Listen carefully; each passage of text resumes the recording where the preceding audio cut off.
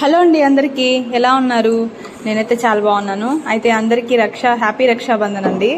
నేను కూడా మా అన్నయ్యకి రాఖీ కట్టుదామని వచ్చానన్నమాట. అయితే ఇక్కడ నేను ఇంటికి వచ్చేలోపు ఇక్కడ మా అన్నయ్య వాళ్ళు ఇట్లా తాటి ముట్లు అన్ని కాల్చి పెట్టున్నారు. ఇవి ఎంతమందికి తెలుసు, ఎంతమంది తినున్నారో కామెంట్ చేయండి. ఇవైతే కాల్స్తే చాలా బాగుంటుంది టేస్ట్.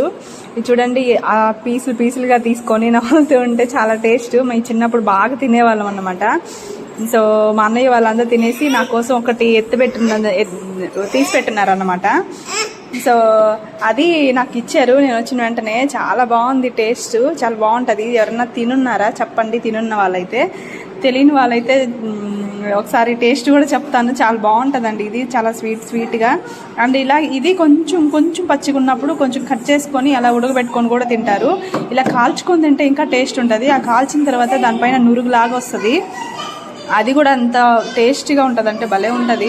నేను చూడండి ఇదంతా బాగా కుస్తీ పడతా బాగా తింటున్నాను. దీన్నే మా పాప అండ్ మా బాబు అందరం కూడా కొంచెం టేస్ట్ చేసాము. చాలా బాగుంది.